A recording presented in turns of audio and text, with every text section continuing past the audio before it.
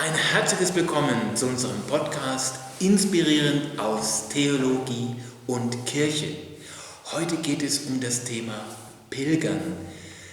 Camino de Santiago, das ist unser Thema, Erfahrungen auf dem Jakobsweg, und ich habe dazu einen wirklich kompetenten Gesprächspartner. Herzlich willkommen, Jeff Berkheiser. Vielen Dank, Tillmann. Und Jeff hat schon so viele Erfahrungen gemacht, ich könnte mir einen besseren gar nicht vorstellen. Und danke für deine Zeit, die du dir nimmst. Ich muss dir sagen, Jeff versteht die deutsche Sprache, aber damit wir noch tiefer einsteigen können, werden wir in englische Sprache es fortsetzen. Thank you very much for talking with me. Jeff, can you tell us a little about yourself, please?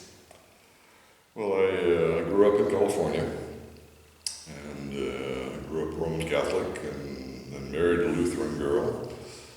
Did psychology studies and theology in California, and then came to Switzerland for 1 year. Only for 1 year? With my wife in 1976. Yes. That was 44 years ago. And we're still in Switzerland. So we worked with youth for about 10 years with a group called Youth for Christ, Jugend für Christus in Deutschland.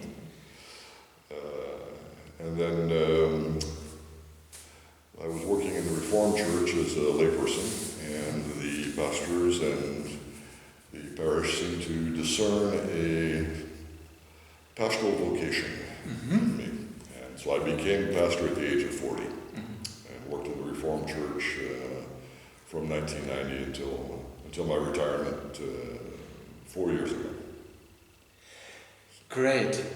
And what do you find fascinating about pilgrimages? Oh, lots of things. I think the thing that has been most appealing to me, or has brought the most to me, is the encounters along the way.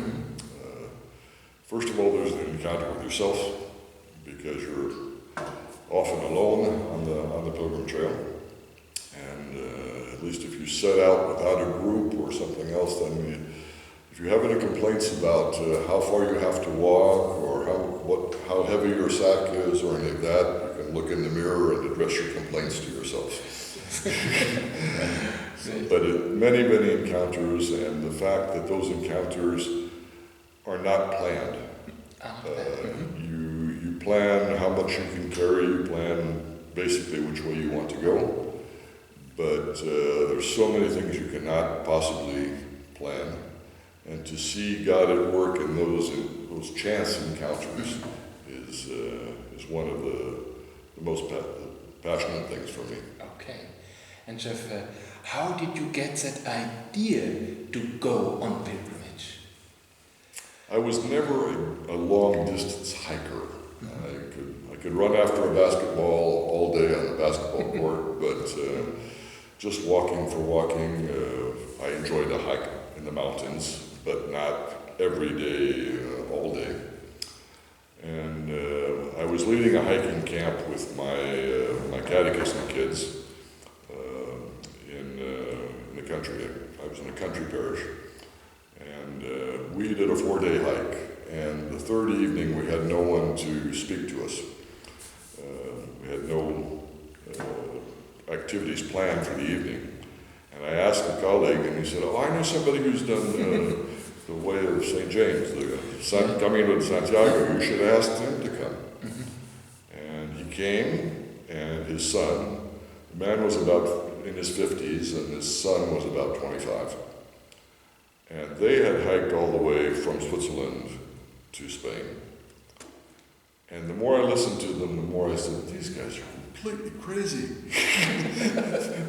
Why would you do something like that?" My first impressions were really, you have to be a little bit crazy to do something like this. 2 years later, I had changed parishes, and I had never had any problems in my parishes before as pastor. And there were conflicts with my colleague and some other people, and I didn't know what is this, where's this coming from? Actually, before that, we'd just been in the new parish for about a month. Mm-hmm. And at 9 o'clock in the evening, there was a ring at the doorbell. And in Switzerland, at 9 o'clock in the evening, people don't ring your doorbell. Indeed. And my son answered the door, and he came to me and he said, "Dad, they're speaking German, it's for you." My German is not great, as you know, but I went, and there was a pilgrim at the door, and he said, he only spoke German. He said, "Ich mache den Jakobsweg." And I was like, Jakobsweg, Weg, it's way, yeah, the way of St. James. And we ended up inviting him in. He spent the night with us. We helped him to get something to eat and a shower and a place to sleep. And that man had 50 kilometers. He had walked 50 kilometers that day. And he had left the northeastern part of Switzerland, the canton of Schwyz, like 2 weeks before. Yeah. And he had started off with his wife. And his wife was just coming back from a long battle with cancer. And she had just stopped her chemotherapy.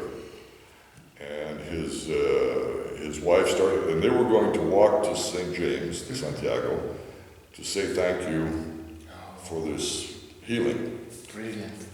She lasted 3 days. Yes. And after 3 days of hiking 25, 30 kilometers a day, she was exhausted. Mm-hmm. And she said, "Honey, you go ahead and walk to Santiago for me. I can't walk anymore." And so we hosted this man, this pilgrim, and I talked a lot with him. And the next morning I helped him to find his way back to the trail because he was way off of the Jakobsweg trail. And after that I kept thinking about it. And about 2.5 months later I got a postcard from Camino de Santiago, from Santiago de Compostela, thanking us for our hospitality. And I kept thinking about his pilgrimage as I was struggling with problems in the parish. And the more I thought about it, the more I thought, I need to get some distance with respect to my situation here. The church had restructured, and so a lot of people were reacting against that. They had a new pastor. They were used to doing things different ways. I thought, okay, what's my part of responsibility in what's being difficult in the parish? And I was too close to the situation. And I was lucky enough to have to work for the Reformed Church in the Canton of Vaud. And they made it possible for me to take a 6-month sabbatical leave. Mm-hmm. And with that 6 months, I was able to hike to Santiago with plenty of time. I could walk at my own rhythm. My doctor said no more than 15 kilometers a day. I had old basketball injuries, and so they said, you have to take it easy. Yes. And to make the long story short, in 2003, I left on the 1st of June from my home in Switzerland, and it took me 108 days to get to Santiago. Oh, great. So a wonderful experience. Yes, so astonishing. Yeah, and there is a special symbol here, and what is the significance of this scallop shell here? Okay, there are lots of different theories on that. The main thing is this has become the symbol of the pilgrim to Santiago de Compostela. Of course, historically, this goes back to the Middle Ages. Mm-hmm. And the 9th century, when they claimed to have found the tomb of St. James, one of the 12 apostles, and the closest one of the 3 closest to Jesus. And in that area, you're not far from the Atlantic coast, and there are shells like this on the beach. And a lot of the people that were hiking to Compostela or traveling to Compostela came from areas where there were not shells like this. And so this kind of became the symbol of someone who has been all the way to Compostela, but he didn't take EasyJet to get home. He had to hike back. And then also there's the form of it, the idea of different paths coming together from wherever people would come. There was not one way of St. James. There was not one Camino de Santiago. There were all these different ways and trails and roads that came to one place in the northwestern corner of Spain, which is Santiago de Compostela. And it's that idea that they've maintained. They have a stylized version of the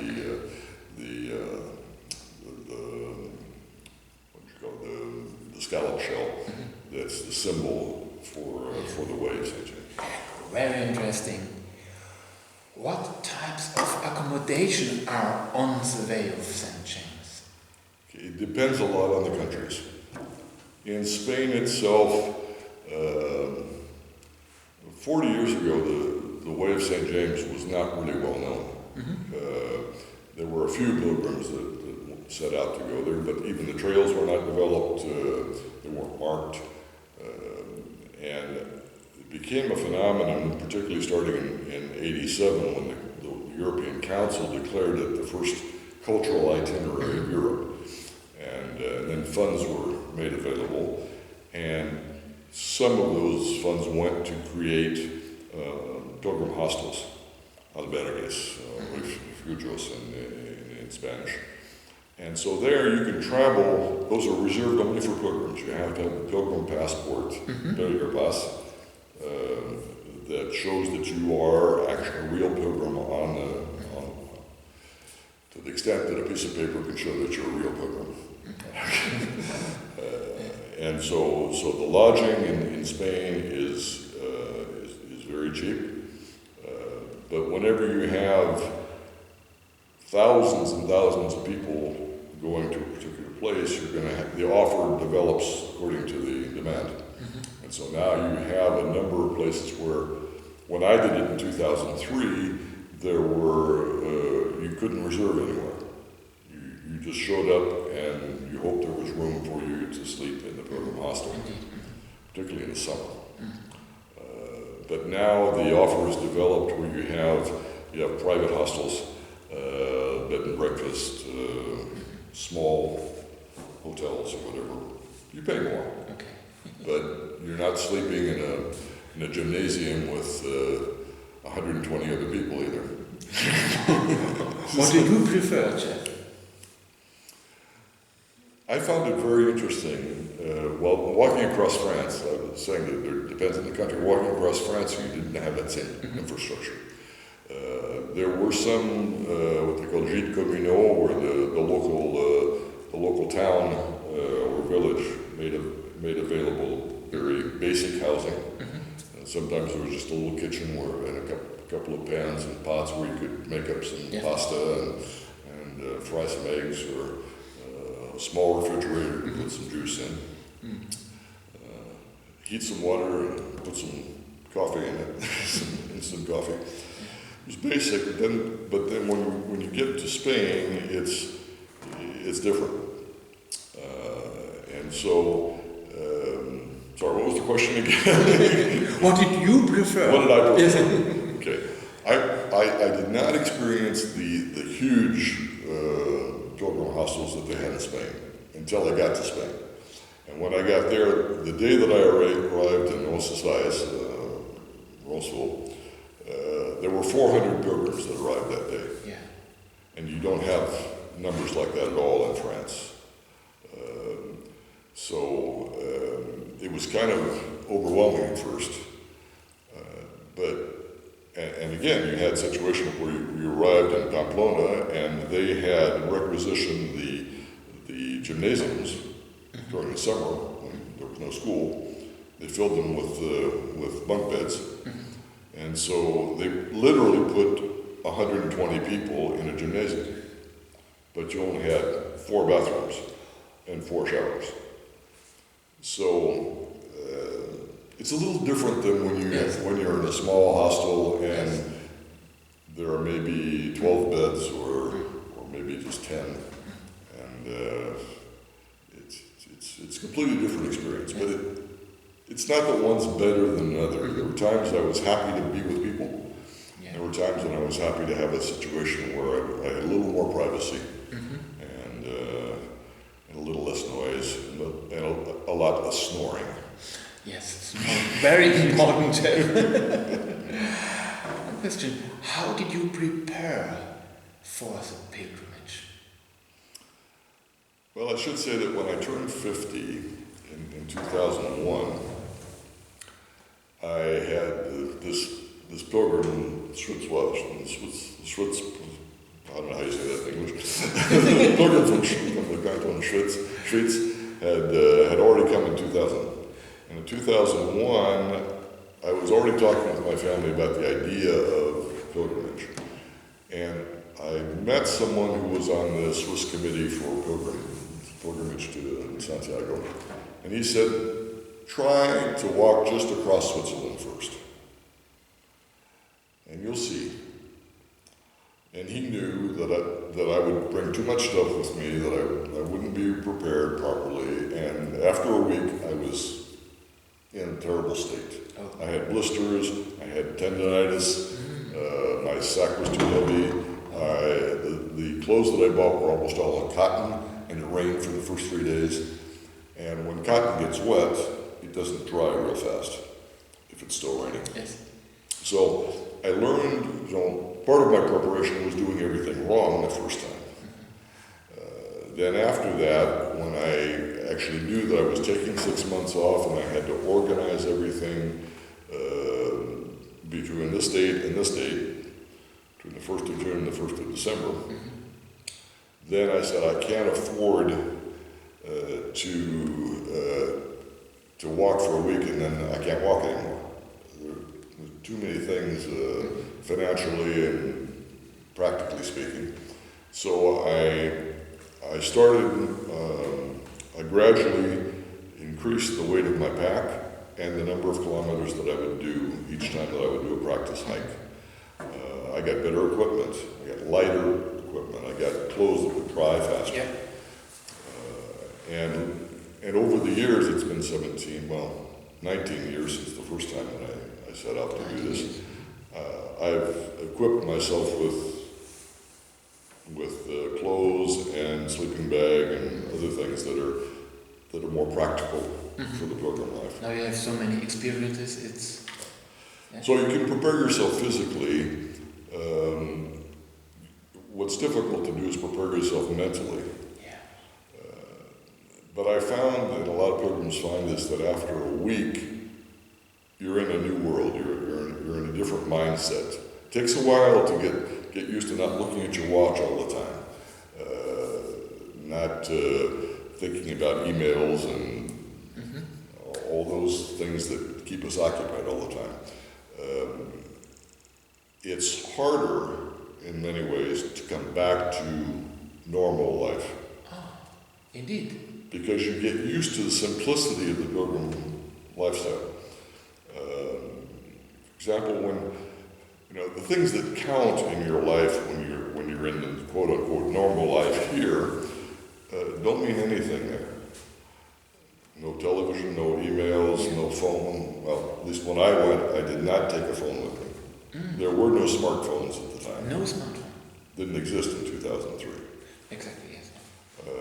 And I purposely left my portable phone, my cell phone, at home because it was also my work number, and I didn't want to be interrupted on the trail or even in the hostels in the evening or whatever with calls about, oh, could you do our baptism for our child next month? Yes. Or whatever. It's inspiring. Or worse. And so you get used to this different lifestyle where the things that you don't think about at all normally here at home become the priorities. How do I know which way to go? Where am I going to sleep tonight? Where am I going to find food? Will there be a place where I can take a shower? I have to wash my clothes and if possible have them dry by the next morning. You're back to the the basic, of the pyramid, of Maslow's pyramid, the basic needs. And at first it's kind of not really surprising. You should think in the back of your mind that it's there, but it's somewhat disconcerting because those are things normally you take for granted. Even if I don't know exactly what I'm going to eat tomorrow night, I know that I have a place to eat, I have a place to sleep. There's a refrigerator full of food and cupboards full of other food that I can make. I know that there's a stove and an oven and a microwave and everything that I need. Whereas when you're on the Pilgrim Trail, you don't know. What's going to be waiting for me tomorrow? And you start thinking about, okay, I have to think a little bit in advance. I have to anticipate a little bit to say, okay, where I'm going to be staying tonight or tomorrow night, it's a small village and there's no store. There are fortunately guidebooks that tell you if there is a store or a restaurant or something or not. And then sometimes, just because things work out differently than what you planned, the place you're staying is not the place you were planning on staying. And there's nothing. Well, if there's nothing in the evening and there's nothing the next morning, you're going to get a little bit hungry. It's an everyday challenge, isn't it? It can be, yes. Again, if you're with a group, it's different. I chose to do my pilgrimage by myself. That's a whole another question we can talk about maybe later. And now it's so interesting. What special experiences did you have during your pilgrimage? Could you give us some examples? So many.